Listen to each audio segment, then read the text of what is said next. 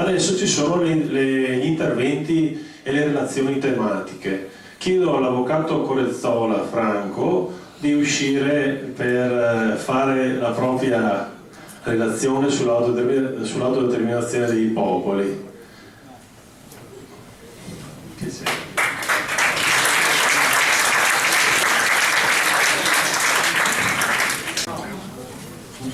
Benissimo, allora con il push qualcosa è migliorato.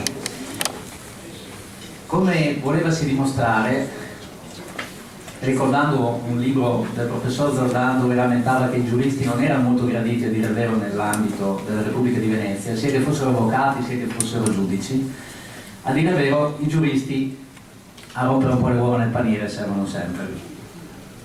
Se permettete, io chiaramente mi asterò dalle considerazioni per quanto riguarda l'ambito politico, perché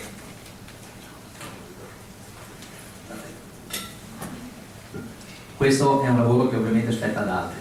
Adesso ovviamente io mi ero fatto delle note, anche perché sennò i discorsi rischiavano di andare lunghi, però vi prometto che non ve le leggo tutte perché sono un po' lunghe, quindi rimandiamo eventualmente alla lettura per chi avesse curiosità in un momento successivo.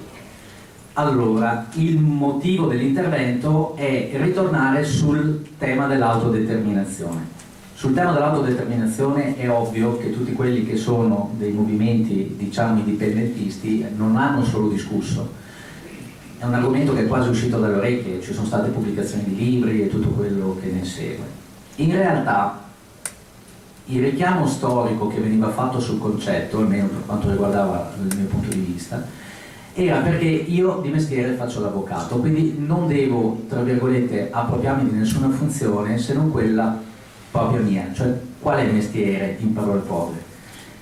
Mentre il giudice può dire io ho ragione, il legislatore può dire deciderò io chi ha ragione, l'avvocato deve dire beh, prima di tutto guardiamo, diciamo in termini generali, cosa pensa la maggioranza, perché se vado dal cliente devo cercare di convincerlo, cioè devo cercare di dirgli che io dovrò convincere un'altra persona, per cui noi ci dovremmo vedere come una pianta dove cerchi di correggere l'andamento della crescita, ma le radici sono ben radicate, quindi nell'ambito del diritto i cambiamenti non spettano a chi cerca di interpretare come un avvocato l'evoluzione. Perché il richiamo? Perché la prima questione di lavoro era quella di dire va bene, si parla di autodeterminazione, ma quando nasce questo concetto? Beh, dal punto di vista strettamente filosofico non è che il concetto di autodeterminazione sia nato ieri, cioè puoi arrivare fino ad Aristotele per riuscire a trovare i riferimenti, ma per quanto mi riguarda io preferirei imputare la nascita del concetto di autodeterminazione moderna, così chiamato in termini inglesi self-determination, facendolo risalire al discorso del presidente Wilson, che era il presidente degli Stati Uniti, che pronunciò un famoso discorso passato in base alla scaletta dei suoi lavori come il discorso dei 14 punti. Era l'8 gennaio 1918. Gli Stati Uniti, come tutti sanno, erano entrati nella prima guerra mondiale non subito, erano entrati nel 1917 se non erro, e in maniera molto pragmatica la prima cosa che si sono chiesti, dopo essere entrati in guerra, a dire il vero, è beh, proviamo a studiare, a capire perché. Cosa vogliamo noi alla fine della guerra che sicuramente vinceremo? Come tutti quelli che entrano, nessuno dice perderò, ovviamente, no? E quindi cosa fa Wilson? Non dice, vabbè, io nomino 150 esperti, cioè professori, eccetera, eccetera, per farmi spiegare che cosa voglio. Era un metodo relativamente nuovo, perché qualcuno dimentica che nella prima guerra mondiale la guerra comincia con dei patti segreti, in particolare per quanto ci riguarda noi italiani, un patto di Londra, dove praticamente era stato promesso che se l'Italia entrava in guerra e quindi rompeva le scatole ai prussiani e ad austro-ungarici, ci avrebbero ridato quello che era, diciamo, l'area dei possedimenti veneziani, fino ad arrivare in Anatolia, cosa incredibile perché c'erano già gli inglesi che non avrebbero mai mollato ovviamente il percorso. Però sull'onda dell'idea avremo anche noi le colonie, ovviamente gli italiani si buttano a pesce. Non è la prima guerra dove noi si entra pensando di guadagnare e noi usciamo con le ossa rotte, ma fa lo stesso. Di fatto Wilson nel suo discorso fissa, e vale la pena un po', anche se è un po' noioso, rielencare le ragioni, dice beh, vabbè, allora Per prima cosa noi ci aspettiamo che alla fine di questa guerra si riesca ad ottenere un nuovo sistema di lavoro tra le nazioni, che deve passare attraverso che cosa? Per prima cosa eliminiamo i patti segreti. È vero che lui non aveva colonie da rinunciare, per cui gli inglesi e i francesi, quando hanno sentito il discorso, non è che gli sia piaciuto tanto, però lui era un po' più libero di pensiero e quindi elencò quello che erano i desiderata, visto che erano quelli che hanno pagato anche in maniera abbastanza consistente i finanziamenti e il supporto agli inglesi, non era irrilevante quello che disse lui. Quindi al primo punto pose l'eliminazione degli accordi segreti, tutto venga fatto, come dire, pubblicamente. Chiaramente la trasparenza deve coinvolgere anche i popoli. Quando decide un riassetto, lui dice no, c'è la necessità. Non erano ovviamente parole sue. The Inquiry, questa commissione, aveva studiato per circa un anno, perché dal 1917 al gennaio 1918, insomma è passato un certo tempo, e avevano recuperato alcuni concetti che sono molto insiti nella Costituzione americana, che ben inteso, tutti noi adesso guardiamo alla Costituzione americana pensando che l'ispiratore debbano essere gli Stati Uniti verso di noi. È un cavallo di ritorno. Thomas Jefferson prese a riferimento e la struttura della Repubblica di Venezia, perché era quella che funzionava da molto più tempo, ma soprattutto era una persona che amava molto i lavori di un certo Cesare Beccaria, l'autore dei delitti e delle pene. Lo richiamerò un po' più tardi perché considero la questione interessante, anche perché devo afferrarmi il tablet per leggervi direttamente le parole di Cesare Beccaria. Allora, tornando a Wilson, se al primo punto pone l'eliminazione dei patti segreti, poi mette delle domande strettamente economiche, cioè in parole povere dice: è necessario che alla fine di questa guerra si ottenga la libera navigazione sui mari, il libero commercio levando le barriere economiche, la riduzione degli armamenti. Perché? Perché in fondo gli armamenti che non servono per natura difensiva sono solo un istinto, diciamo, ad andare a prendersi quello che è di un altro. La definizione dei contenziosi coloniali, facile a dirsi, non ne avevano tante, ma gli altri molti di più, perché si rendevano conto che un popolo colonizzato non può ovviamente essere tranquillo. I 6, 7, 8 punti erano un assetto storico che, per inciso, non è irrilevante. Quando Wilson dice bisogna prendere l'impero ottomano, separarlo in stati legati all'aspetto, tenendo riferimento insomma alle popolazioni che lo abitano, dice una cosa giustissima: l'Iraq di oggi è stato tracciato alla fine della prima guerra mondiale con 2 strisce sulla carta e sono ancora lì che litigano. Cioè nessuno ha tenuto conto che i confini potevano seguire quelle che erano le nazionalità o comunque grosso modo dire popolazione è una parola forte perché in realtà è riduttivo ai nostri schemi, però bisognava all'epoca tenere conto che se l'area, chiamiamola sunnita, cioè quella sottoposta all'influenza araba dell'Arabia Saudita e dintorni, non aveva molto a che spartire con l'area persiana, quindi gli sciiti, o con i curdi che avevano un altro, cioè dire state tutti insieme, ma li potevi tenere solo col bastone, cosa che peraltro il partito Baath di Saddam Hussein ha fatto regolarmente, che qualcuno si dimentica, ma non è che non fosse un estimatore del nazionalsocialismo il partito Baath. Il fondatore era anzi molto, diciamo, come dire, ammirato dalle opere di zio Adolf, per spiegarsi. E da lì è arrivato fino all'Atoieri, quindi non pensiamo che queste siano cose dette nel 1919 e visto che sono vecchie si possono buttare via. Cita il problema dei territori russi occupati, abbiamo la Crimea, abbiamo lì gli scontri in Ucraina, cita il problema dei paesi balcanici e li hanno finiti l'altro giorno, in parole povere, o quasi. L'aspetto interessante è quello che alla fine chiude la sua argomentazione dicendo: comunque i rapporti tra le nazioni dovranno addivenire attraverso il rispetto delle decisioni dei popoli, cioè tenendo in considerazione le legittime aspirazioni, e d'ora in poi, se si litiga, lo si faccia in maniera condivisa, cioè facciamo una società delle nazioni dove prima di andare a tirarci cannonate ci si possa spiegare delle rispettive questioni. Wilson introduce quindi dal punto di vista politico ufficiale, quando ormai erano ancora le epoche in cui le cancellerie si ritrovavano e decidevano pochissimi, il concetto dell'autodeterminazione. Ovviamente chi legge il discorso trae le sue considerazioni e dice: meno male, finalmente siamo liberi, possiamo esprimerci. Ecco, molto incautamente possiamo definire, perché la realtà storica poi ci sono state, diciamo, c'è stata una popolazione che ha visto con estremo favore il discorso di Wilson, perché il discorso di Wilson prima di tutto ha colpito per l'aspetto della liberazione dei paesi sottoposti a occupazione straniera o coloniali. I primi a reagire in tempo rapido sono stati i tedeschi dell'estremo oriente, cioè i coreani. I coreani, e precisamente il movimento del 1° marzo, si trovano, o Samilungdong, si trovano 33 professori in un albergo, adesso non dite che, e dicono: innanzitutto noi ci diamo una Costituzione, caricano un poeta, perché i coreani sono rigorosi e anche lo stile conta, scrivono una Costituzione e dicono: noi siamo occupati dai giapponesi.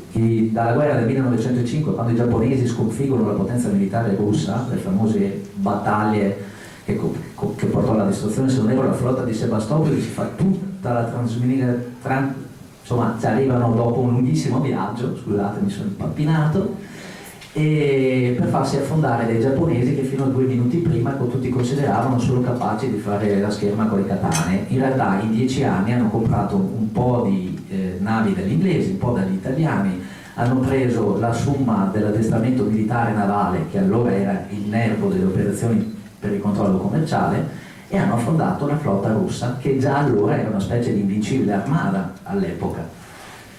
E lì il Giappone diventa potenza coloniale nell'area coreana, poi si espanderà in Manciuria, poi insomma ci sarà tutta questa relazione storica, dove non è la mia specialità, quindi cerco di ridurre il tempo rubato.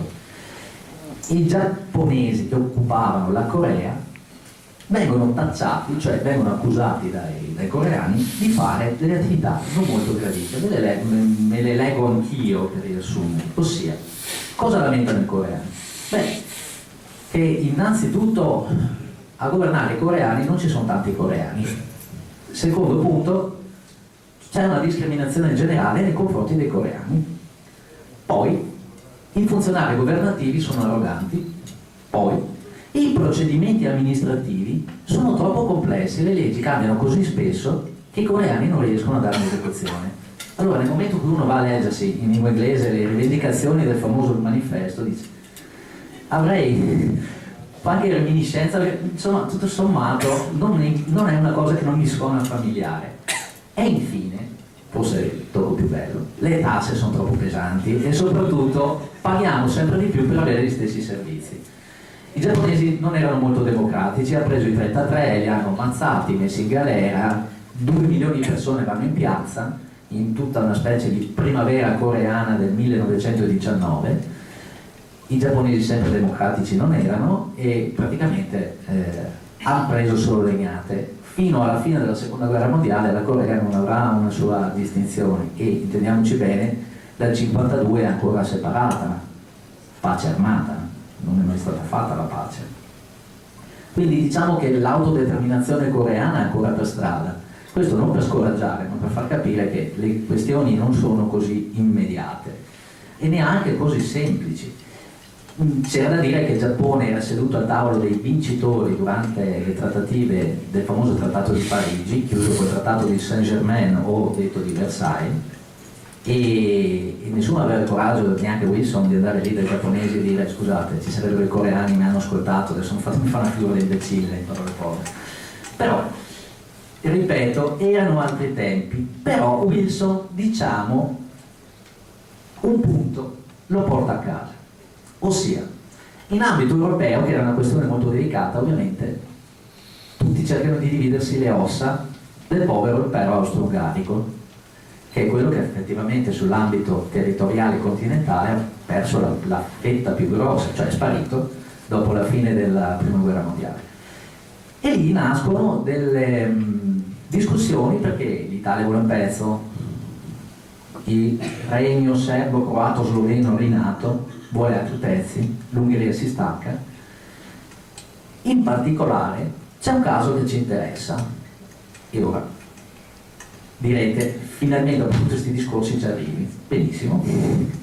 È il caso della Carinzia. Il ducato di Carinzia era un ducato diciamo storicamente esistente da 1000 d'anni, aveva passato nella sua integrità grosso modo tutto il periodo, diciamo, del Sacro Romano Impero, diventa poi proprietà personale degli Asburgo e ha una sua fisionomia. Adesso sicuramente Gianluca dirà sì, ma prima era abitato dai carinziani, ipotesi che erano fondi carnici, quindi qualcosina di richiamo con i veneti c'era, sì, però insomma vabbè, non possiamo pretendere tanto. Fatto sta che la Carinzia è in un punto molto delicato, per intenderci è quel territorio dell'Austria che sta appena oltre Tarvisio, e Tarvisio non è un caso che gli italiani la prima cosa che dicono, beh sentite, tanto per cambiare Tarvisio la Val Canale ce la prendiamo noi. Gli jugoslavi si prendono una fetta, diciamo, del pezzo della Carinzia che era più estremo, quello, diciamo, oltre la Drova, infatti Unterdrau, eccetera, Unterdrau pur dentro il povero. E la parte interessante, che in fondo era appetibile, chi è stato in quella zona, oltre che essere bello, sa che era una zona importante, perché tra la Carinzia e la Stiria ci stanno città importanti come Klagenfurt, ci sta Villach, ci sta Ferlach, che allora era il consorzio degli armaioli di Ferlach, che era il nervo della protezione armiera del vecchio impero austro-ungarico, per la cronaca, e c'è la città di Graz, che però è già fuori i confini ovviamente, e insomma tutti cercavano di espandersi verso un'area ricca. Però il colonnello Miles, un ufficiale mandato a guardare che area tira, riferì, nella famosa missione Coleridge, dice, ma sentite, guardate che io sono andato là e mi sembra che non sia esattamente come vogliono questi. Quindi Wilson si sente di sponsorizzare, e nel trattato di Saint Germain c'è dettagliatamente spiegato come si fa, di dire, beh, i carenziani devono decidere per sé. Quindi, beh, innanzitutto dobbiamo tenere conto che un pezzo di Carinzia se lo sono acchiappati gli jugoslavi con occupazione militare, però la città di Klagenfurt fino a Villach è stata liberata da una insorgenza spontanea delle popolazioni di lingua tedesca. L'organizzazione diciamo di guardia civile, chiamiamola così, si era ribellata, aveva respinto l'esercito occupante in quel caso, che era quello del neonato regno di Re Pietro, quindi serbi, croati e sloveni. Decidono di fare un referendum. Chi va a vedersi il testo del trattato di Saint Germain trova scritto come si fa il referendum, viene anche stabilito quando. La parte interessante è che dicono, facciamo così, la prima zona, che la chiameremo A, è una zona che andrà al referendum prima della zona B, che è quella di Klagenfurt, perché chiaramente se quelli della zona A vogliono diventare sloveni, chiederemo a quelli della zona B, se no non possiamo mica portare quelli di Klagenfurt dentro la Slovenia e quelli della zona A in mezzo, tenerli nell'Austria. E il motivo era molto semplice, e cioè che lo stesso Miles aveva riscontrato che gli abitanti di lingua slovena dell'area carinziana comunque tanto, diciamo, sloveni non si sentivano, ma si sentivano proprio carinziani. Vanno a votare con voto universale, votano uomini e donne, tutti maggiorenni, mi pare sopra i 22 anni, che allora era l'età della maggiore età, che fossero residenti alla data del 1 di gennaio 1919, però a patto che o fossero nati nel territorio o fossero almeno residenti dal 1912, cioè da ben prima dell'inizio dello scontro. Il risultato è interessante. Gli sloveni, a dire il vero, i serbo-croati e sloveni, accettano di corsa, fanno due rapidi calcoli e dicono, beh, nella zona A il 60% della popolazione è di lingua slovena. Il risultato scontato. Abbiamo i militari, 60% sono sloveni, una formalità. Finisce, non proprio 1-1, ma 58,9% delle persone dichiarano no, io volevo stare carinziano, quindi austriaco. E lì rimangono un po' storditi, perché dicono come, scusa, ma tutti gli sloveni dove hanno votato? E si scopre che il 40% delle persone di lingua slovena ha votato per stare carinziani. A dire il vero, quando vengono pubblicizzati oggi i sondaggi di Ivo Diamanti, per intenderci, in cui si dice che il movimento, diciamo, di voto in un referendum sarebbe trasversale, tanto che lui, immagino non abbia molto interesse, visto che il committente era Repubblica, dichiara che il 30% degli elettori di centro-sinistra dichiarati direbbe sì, io sono favorevole all'indipendenza, questo possa meravigliare chi magari pensa che ci sia un'affiliazione politica anche in questo tipo di voto, in realtà vale la regola carenziana. Se l'agricoltore sloveno portava la sua roba a Klagenfurt o a Graz, a lui di portare saltando le caravanche, cioè i monti per arrivare in Slovenia, a Ljubljana o a Maribor, non gliene poteva fregare meno. E questo porta ad un vecchio punto, e cioè uno dei principi di base dell'autodeterminazione è che se tu fai fare la decisione il più possibile vicino al popolo, si perdono tutti i riferimenti ideologici, politici, nazionalisti, ma uno fa un ragionamento strettamente legato non tanto all'interesse spicciolo, ma all'interesse che ritiene per la sua area. Qui la questione diventa interessante, e cioè considerato che all'epoca il discorso di Wilson ebbe delle varianti più o meno positive. Allora, da Wilson si evolve il discorso dell'autodeterminazione per chi è soggetto a dominazione coloniale. Il discorso è lungo, perché poi si arriva solo alla fine della seconda guerra mondiale, che a mio giudizio in realtà è una continuazione della prima dal punto di vista politico, cioè è nata sulle stesse basi di lotta, diciamo, di interessi che avevano fatto scoppiare la prima, un po' aggravati. La neonata ONU, Organizzazione delle Nazioni Unite, fa la famosa delibera in cui dice i popoli coloniali hanno diritto. Negli anni tra il 50 e la fine degli anni 60 praticamente tutte le colonie francesi, inglesi, tutti i popoli colonizzati hanno utilizzato questa base giuridica per dire io sono sottoposto a dominazione coloniale, ho diritto all'autodeterminazione, chiamata così in termini esterni, cioè ho uno che mi occupa, mi posso staccare. E lì arriviamo ad un aspetto estremamente delicato, perché nell'ambito dei giuristi si è cercato di dire l'autodeterminazione è finita quando sono finite le colonie. Storicamente non è esatto, perché vediamo che alcuni processi sono ancora in corso, alcune, diciamo, indipendenze sono nate ben oltre, in termini molto recenti, però in linea teorica anche il crollo del muro e tutti i nuovi stati indipendenti in realtà potremmo farli ridefinire in questa condizione. Non erano colonie ma erano occupati in termini generici, perché in realtà la Costituzione della Federazione Russa dei vecchi tempi permetteva la secessione, poi non l'ha mai lasciata fare, anche perché in maniera estremamente pragmatica cercavano di risolvere il problema alla base.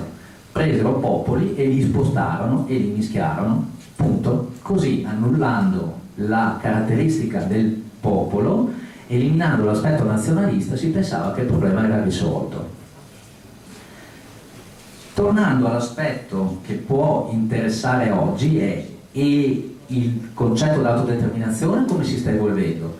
Allora, un'altra linea chiave è la pronuncia della Corte di Giustizia del 2010, famosissima, citatissima, criticatissima, cioè c'è una montagna di argomenti dottrinali sul punto. Vale la pena dire che i giuristi tendono a prendere la realtà e darne un'interpretazione a posteriori, cioè non è che si cerca di dire io cambio, no, guardo e prendo atto, se esiste faccio un riconoscimento dell'area di diritto. E qui vorrei fare, diciamo, una somma di quelle che sono le interpretazioni che generalmente, cito sostanzialmente concetti non miei, ma possiamo sostanzialmente definire che ad oggi l'autodeterminazione esterna è vista non benissimo. Intanto si sono divisi dei due concetti. Autodeterminazione interna è la capacità di regolarsi e di amministrarsi all'interno di uno Stato nei limiti territoriali e di sovranità del medesimo. L'autodeterminazione esterna è qualcuno mi occupa o mi colonizza, io sono vessato, e perché anche lì è nata la terza considerazione. Se non sono colonizzato, non sono occupato, ma sono soggetto a, come dire, vessazioni comprovate, elencate, ma credete, non facile arrivare a sostenerlo, perché le interpretazioni che le tasse sono troppo alte, per carità, buone sì, però dopo in teoria devi argomentare che questo arriva alla violazione dei diritti umani. Qualcuno giustamente potrebbe dirmi e te pare, ma l'argomento è che non basta dirselo da soli, perché qualcuno te lo deve riconoscere che tu sei sottoposto, virgolette, a una dominazione de facto, anche perché non è un soggetto realmente esterno. Di fatto quasi tutti sono d'accordo su questi concetti. Non esiste un diritto soggettivo a sé célere, cioè non è un diritto, perché se io avessi un diritto potrei andare dal giudice e dico ho diritto di andare, ho diritto di staccarmi. No, questo no. Il giurista dice è una questione politica, quindi al giurista non spetta la valutazione. Dichiarare l'indipendenza però non è illegittimo, cioè non è proibito dal diritto internazionale in nessun caso, dal diritto costituzionale per la maggior parte degli stati, neanche da quello. Nel nostro nulla è detto. Allora la regola è che se nulla è detto comunque non è un reato, perché se non è punito e previsto e punito da una legge, per il principio che non c'è una pena se non c'è una previsione, posso parlarne. Attenzione, ci sono dei limiti, perché lo Stato tutela se stesso chiaramente con leggi su alcuni aspetti. Battere moneta, emettere valori bollati sono considerati reato anomalo, ma non c'entra col discorso dell'autodeterminazione. Hanno fatto la legge e si dice che si deve rispettare ed è giusto che sia così. Il diritto di autodeterminazione che tutti considerano indiscutibile è quello appunto interno, cioè finché tu non incidi sui limiti territoriali tutto va bene. La stessa viene chiamata secessione rimedio, cioè in estrema soluzione, quando proprio non si può farne a meno, è ammessa la possibilità di staccarsi. Però questo significa dover arrivare alla dimostrazione della prova diabolica che se non sei occupato coloniale o sei occupato da uno straniero sei vessato. E lì fate conto che i kosovari, sotto diciamo l'amministrazione serba, non riuscirono a dimostrare di essere sufficientemente vessati, tanto per spiegarci, anche se poi si sono separati de facto, possiamo definirlo. Che cosa quindi possiamo dedurne? Che la secessione è vista come un rimedio eccezionale, non regolare, non è normale. È vero che i giuristi sono un po' terrorizzati dai cambiamenti, no? Però sostanzialmente si arriva a riconoscere un po' ovunque che nell'esercizio dei principi democratici, quando il processo è condiviso, pacifico, senza l'uso delle armi, quindi senza violenza, perché no? È un esercizio di diritti, quindi il principio che uno si può gestire pacificamente una secessione, in teoria non entra in contrasto con il diritto internazionale. Per evitare chiaramente eccessive frammentazioni, non è che i tifosi del Genoa rispetto a quelli della Roma, cioè uno deve avere delle caratteristiche definite di popolo. Direi che quello è l'aspetto meno problematico, perché nel caso del Veneto sta anche nello statuto, quindi questo forse è l'ultimo dei problemi. La questione importante qual è? La questione è che viene sempre visto finora l'ipotesi di separarsi come il risarcimento di torti.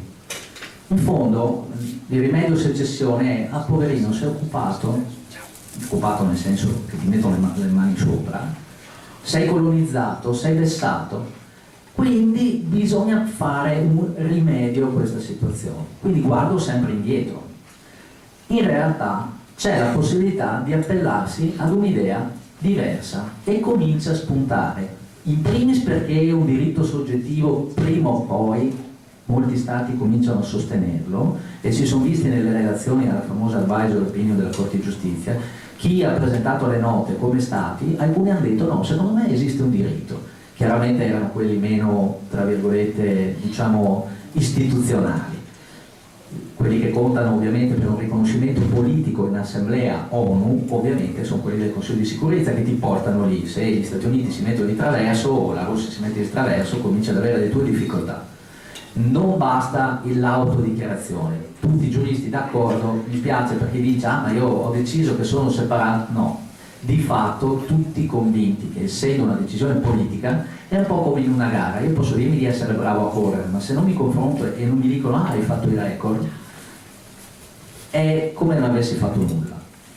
Il problema è che talvolta sfugge che il cammino sotto è già avanzato. Di fatto la nascita della Comunità Economica Europea tutti la vedono per l'aspetto dei limiti che pone alla sovranità degli stati, perché di fatto uno degli aspetti importanti è Dove sono arrivati? Parlando di autodeterminazione interna, sì, ma interna a cosa? Perché di fatto ora la domanda che ci siamo posti, onestamente, avevamo anche il birra davanti, quindi non può dire, magari ne avete bevute troppe, ma dove arriva il confine?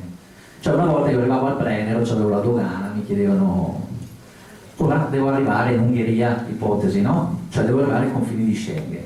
Se lo Stato ha delegato alla Comunità Europea l'amministrazione territoriale dei confini, non c'è neanche sostanzialmente il limite che una volta diceva, sai, quando vedi una divisa, non è vero, gli accordi di Schengen permettono al poliziotto di andare 20 km dentro lo Stato di un altro, e qui vorrei non entrarmi sull'argomento, è molto importante perché c'è un testo del 64 del professor Poker che parlava appunto della possibilità di un agente militare o di polizia di agire nel territorio di un altro Stato, e tutti dicevano no, per carità, perché se tu fai il poliziotto italiano dove finisce il Brennero non puoi andare di là, quando vai di là non esisti.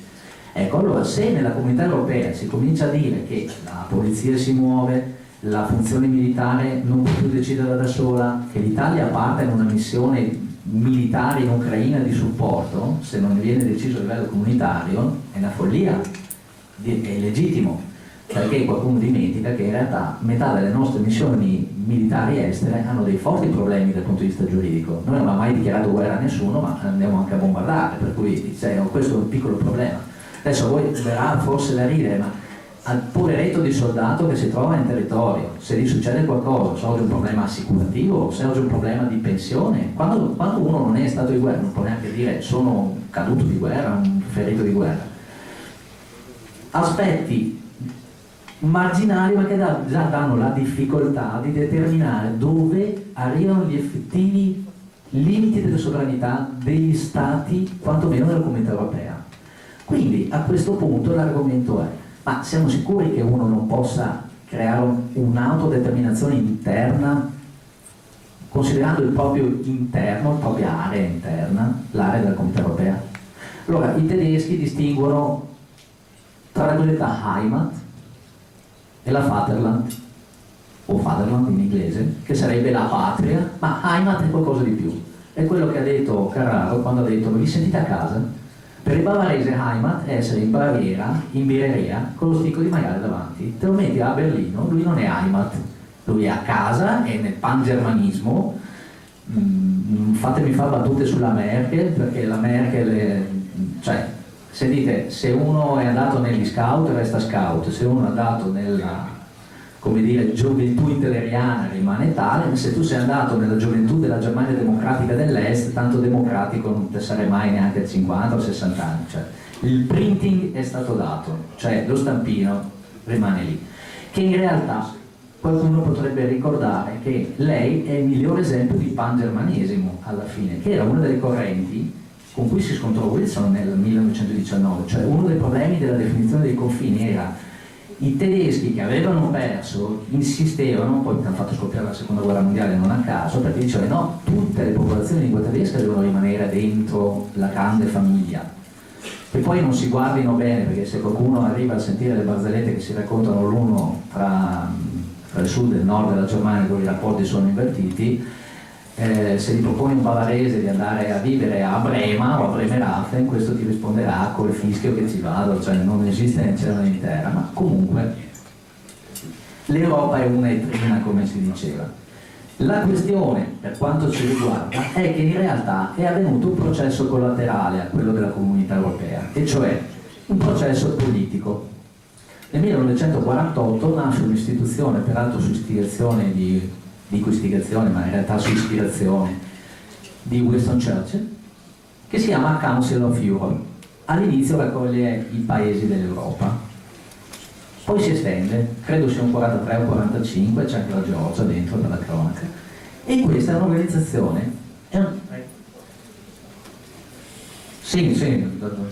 beh, hanno un ufficio là, per cui direi che sono lì. Cosa deve fare questo? Nasce con un preciso scopo: l'esercizio democratico dei diritti. Si dà delle istituzioni, la Corte dei diritti dell'uomo, si vota una carta dei diritti europei dell'uomo, aspetto un po' delicato, perché in realtà La Comunità Economica Europea si è data un po' di ordine sull'aspetto dei diritti solo praticamente recentemente, cioè in pratica con Lisbona, diciamo dal 2010. Tanto che la Corte di Giustizia Europea, che giudicava solo sugli accordi, non dimenticate che la Comunità Economica Europea nasce la Comunità Europea nasce come Comunità Economica Europea. Tanto per ricordare che l'adesione ad un progetto di Stato, come lo intendiamo, cioè di amministrazione, nasce prevalentemente e non può nascere in contrasto a problemi di natura economica. Cioè non puoi mettere due acqua e fuoco insieme, non esisterà, cioè devono esserci degli interessi complementari. Di fatto, questo organismo, che è un'istituzione politica, con la sua bella Corte di Giustizia, che aveva competenza a giudicare anche sulla violazione dei diritti umani, anche sull'esercizio politico democratico, ha un'istituzione nata nel 90, si chiama Venice Commission, ha un nome molto più lungo perché dice Commissione per l'esercizio democratico dei diritti attraverso la legge, eccetera, eccetera, che ci sono un po' affezionato al ruolo di questa istituzione per una semplicissima ragione: fa siglare gli stati e stabilisce dei protocolli di esercizio, tra l'altro di esercizio anche del voto digitale. In questi protocolli stabilisce, fa un parere, per esempio, sempre dopo la storia del Kosovo nel 2010, in cui fa una somma delle posizioni nei diritti costituzionali per quanto riguarda l'autodeterminazione. E ci sono degli spunti interessanti, perché se si unisce il concetto di possibilità di autogestirsi secondo funzionalità, diciamo, di interesse per la popolazione, con il diritto, cioè se incroci questi dati, possiamo arrivare al superamento del vecchio sistema di tu hai diritto di staccarti perché hai subito dei torti. No, possiamo arrivare a sostenere un aspetto funzionale, quella che io chiamo autodeterminazione funzionale. Perché non mi posso autodeterminare ai fini di migliorare? Perché devo sempre guardare i torti? Questo cosa succede, no? Sembra che io devo assolutamente cercare, tutto in vista di non creare scontri, di non creare disordini e via. La stessa Comunità Europea in fondo dovrebbe, come dire, ispirarsi anche nella gestione dei rapporti della sovranità interna agli Stati, per quelle competenze che ancora gli rimangono, perché se l'euro lo decidono tutte le manovre a Francoforte, capite che ci sono parecchi limiti ormai su quelle che una volta venivano chiamate la sovranità. Di fatto io potrei creare degli aspetti di area competitiva e quindi vuol dire rivedere anche l'aspetto dei limiti territoriali, perché è indubbio che in Europa ci sono delle aree attigue. Quando nasce un'area come l'Alpe Adria, dove Veneto tra l'altro è abbastanza interessato, prende atto di una situazione abbastanza, diciamo, semplice, cioè dal punto di vista economico, geografico, sociale, culturale, questa è un'area che ha di più in comune che con l'area delle Fiandre. Le stesse Fiandre, diciamo, sono un'area divisa tra il Belgio, l'Olanda e così via, però di fatto anche lì c'è un'area di influenza. Nessuno troverebbe niente di strano che a un certo punto un'area, e non a caso viene fatto il famoso Benelux con gli accordi economici, in realtà sono più pratici perché dell'aspetto politico gliene frega in maniera relativa, puntano al problema di natura strettamente economica. Allora, alla fine il contributo su cosa vorrebbe, diciamo, portare? Beh, innanzitutto non si può, tra virgolette, dimenticare che non puoi andare a proporti e dire io ho deciso. Senza il riconoscimento politico esterno tutti i progetti indipendentisti non sono mai arrivati da nessuna parte. C'è la possibilità di ottenere il riconoscimento politico all'interno dei trattati, siglati tra l'altro dallo Stato italiano. Ad esempio lo Stato italiano nel 1990 rende effettivo, 1 settembre 1990, un trattato che lo impegna a garantire le autonomie locali la propria gestione, cioè si ragiona e si dice può spendere i soldi al meglio chi è più vicino ai bisogni, giustamente. Adesso sentendo il sindaco prima che lamentava, diceva come 5 milioni non riesco. Domanda, leggendo il trattato, c'è una copia che gira, è vero che è stato recepito con una legge statale ordinaria, quindi io posso passarci sopra, ma in una logica di centralizzazione odierna. Siamo sicuri che l'Italia sia politicamente non, come dire, ineccepibile nel momento in cui l'impegno per trattato a dare autonomia, a ravvicinare, poi chi si ricorda la legislazione del periodo del 1990, la 241, l'accesso agli atti, la 142 sugli statuti dei comuni, l'organizzazione territoriale che veniva data, e questo era lo spirito, cioè portare la struttura in termini, in inglese flat, più vicina al cittadino, non centralizzata, perché centralizzata vediamo quello che succede, cioè spreco o non spreco, c'è una diseconomia, perché uno che è lontano non può vedere. Questo è il succo. Volevo chiudere l'intervento, se mi lasciate a fare il tablet, perché volevo leggervi le parole di Cesare Beccaria. Anticipo dei delitti delle pene, capitolo 41, 1764.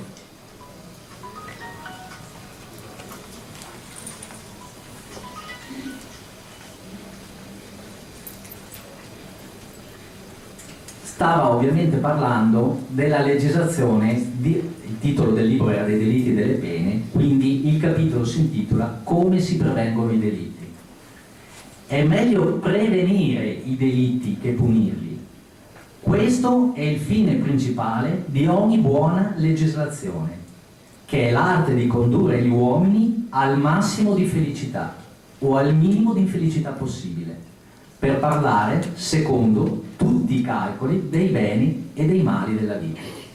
Cesare Beccaria nel 1764, e faccio notare questa frase, con il richiamo della felicità finisce nella Costituzione americana nel testo di Jefferson, dice: l'ordinamento ha un suo fine che lo giustifica anche eticamente, che è quello di raggiungere la felicità dell'uomo, non la vessazione dello stesso. Se una chiave interpretativa dell'azione si deve dare, secondo me, preferisco richiamare Cesare Beccaria, anche se un po' mi viene, come dire, quell'attimo di tristezza pensando che se è dal 1764 che la lezione sta sul tavolo, non è ancora stata imparata, insomma, si parlava di popolo di dura cervice. La politica e la gestione del potere statale indubbiamente è una summa della grande resistenza che viene posta in questi casi.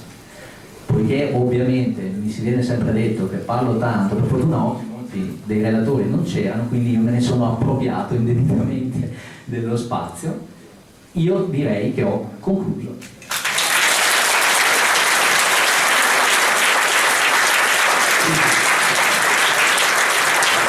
Grazie,